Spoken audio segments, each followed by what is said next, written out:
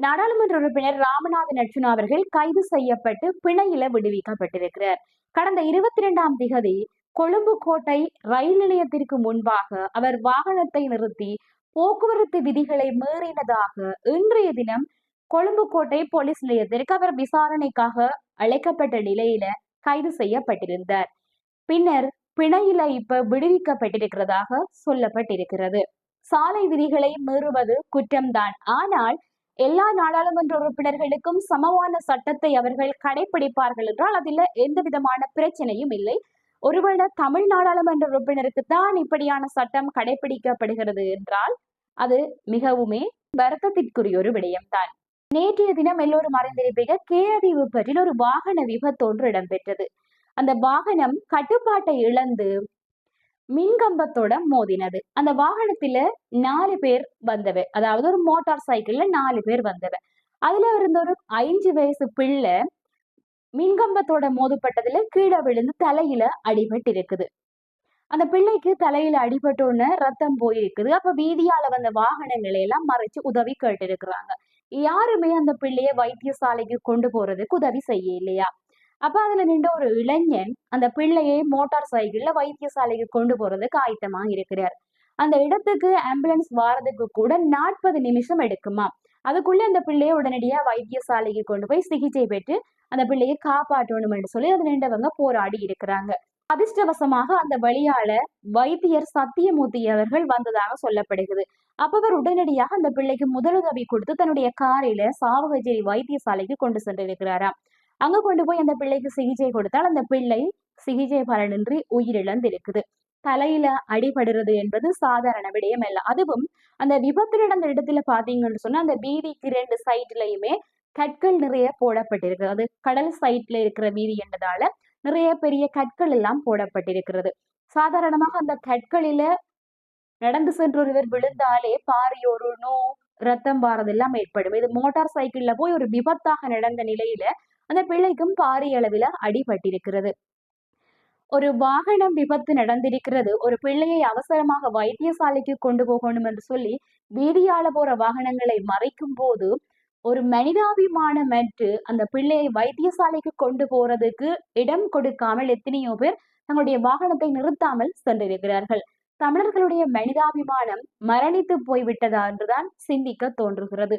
ஒரு உயிர் ஆபத்துல சிக்கி இருக்கின்ற ஒரு உயிரை காப்பாற்றுவதற்கு ஒருவரால் உதவி செய்ய முடியாவிட்டால் வேறு என்னத்திற்கு நீங்கள் மனிதர்களாக இந்த பூமியில நடமாடி என்ன பிரயோசனம் இருக்கிறது?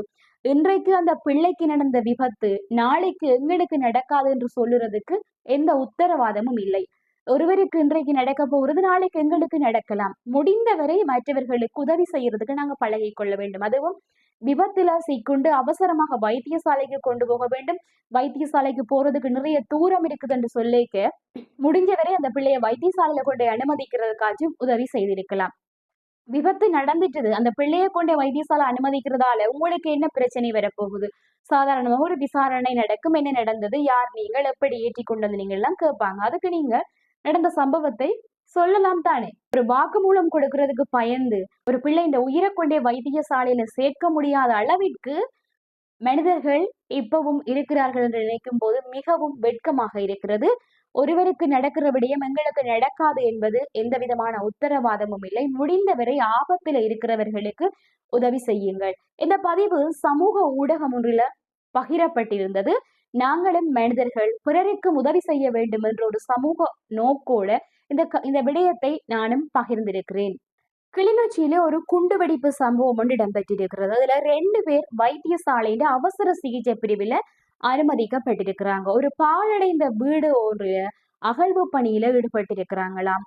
அப்ப அந்த நிலத்தில அகன்று கொண்டிருக்கும் போது நிலத்துக்குள்ள இருந்த குண்டு வெடிச்சதுல 2 பேர் வைத்தியசாலையில அவசர சிகிச்சை பிரிவில் அனுமதிக்கப்பட்டிருக்கிறதாக சொல்லப்படுகிறது. நீண்ட நாட்களாக கைவிடப்பட்டு பாவிக்காம இருக்கின்ற யுத்த பிரதேசங்களில இருக்கின்ற வீடுகளை அகழ்வு செய்யும் போதும் அது தொடர்பான புதுப்பித்தல் பணிகளில் ஈடுபடும் போதும் மிகுந்த அவதானமாக இருக்க வேண்டும். இப்படியான உயிருக்கு ஆபத்தை ஏற்படுத்தக்கூடிய பொருட்களும் அங்கு இருக்கக்கூடும். ஆகையால மிகுந்த அவதானமாக இப்படியான இடங்களுக்கு செல்லும் போது இருந்து கொள்ளுங்கள். நன்னடத்தை மற்றும் சிறுவர் பராமரிப்பு சேவைகள் திணைக்களத்தின் தலைமையின் கீழ் இயங்கி வந்து கொண்டிருக்கின்ற மகாகுல சிறுவர் மத்திய நிலையத்திலிருந்து 15 சிறுவர்கள் தப்பியோடி இருக்கிறாங்களாம். அங்க இருந்து இவங்க 16 மற்றும் 17 வயதிற்கு உட்பட்டவர்கள் என்று போலீசார் சொல்லி இருக்கிறாங்க. இந்த சிறுவர்கள் கடந்த 27ஆம் திகதி நள்ளிரவு 12 மணியளவில அந்த சிறுவர் பாதுகாப்பு நிலையத்திலிருந்து தப்பியோடி இருக்கிறாங்களாம். தப்பி சென்ற அந்த சிறுவர்கள் நீதிமன்ற உத்தரவின் கீழ் சிறுவர் மத்திய நிலையத்துல தடுத்து வைத்திருந்த சிறுவர்கள் இப்படி தப்பியோடி இருக்கிறாங்க. இவங்களுக்கு எதிராக பல்வேறு முறைப்பாடுகளும் குற்றச்சாட்டுகளும் இருக்கிறதாக போலீசார் சொல்லி இருக்கிறாங்க. அது மட்டுமில்லாமல் பல்வேறு வழக்குகளும் இருப்பதாக போலீசார் சொல்லி இருக்கிறாங்க. அதுவும் நன்னடத்தை பிரிவில இருந்து தப்பியோடி இருக்கிறார்கள் என்னும் போது அவர்களை தவறு செய்து அந்த நன்னடத்தை சீர்திருத்த பள்ளியில இணைக்கப்பட்டிருப்பார்கள். இது தொடர்பான விசாரணைகளை போலீசார் மேற்கொண்டு வரதாகவும் சொல்லப்பட்டிருக்குது. யாழ்ப்பாணத்தை சேர்ந்த 20 பேரை ஏற்றிக்கொண்டு நுவரெலியாவிற்கு ஒரு பேருந்து போயிருக்குது. அங்க இருந்து பேருந்து திருப்பவும் மீண்டும் அவர்களை ஏற்றிக்கொண்டு யாழ்ப்பாணத்திற்கு வந்திருக்குதாம். அப்படி அந்த பேருந்து வரும்போது நுவரெலியா பலப்பனை பிரதான வீதி மகவுவா பதியில மண்மேடு மீதில மோதி ஒரு விபத்து இடம்பெற்றிருக்குதாம். நல்லவேளை தேவாதீனமாக அந்த விபத்துல யாருக்கும் எந்தவித காயமும் ஏற்படவில்லை என்று சொல்லப்படுகிறது. பின்பு அந்த விபத்தில சிக்கினவர்கள் மீட்கப்பட்டு யாழ்ப்பாணத்திற்கு வந்த பிறிதொரு வாகனத்திலே அவங்க யாழ்ப்பாணத்திற்கு ஏற்றி அனுப்பப்பட்டதாக சொல்லப்பட்டிருக்கிறது. அண்மையில கூட பாரிய பஸ் விபத்து ஒன்று ஏற்பட்டு பாரிய உயிர் சேதங்கள் எல்லாம் ஏற்பட்டிருந்தது. அதிர்ஷ்டவசமாக இந்த விபத்தில் யாருக்கும் எந்தவித உயிர் சேதங்களும் ஏற்படவில்லை. வாகனம் செலுத்துபவர்கள் மிகுந்த அவதானமாக வாகனத்தை செலுத்துங்கள். ஒவ்வொரு உயிரும் பெருமதி மிக்கவை. இந்த காணொளி பிடிச்சிருந்தா சப்ஸ்கிரைப் பண்ணிக்கொள்ளுங்க. உங்களுடைய கருத்துக்களையும் பகிர்ந்து கொள்ளுங்கள்.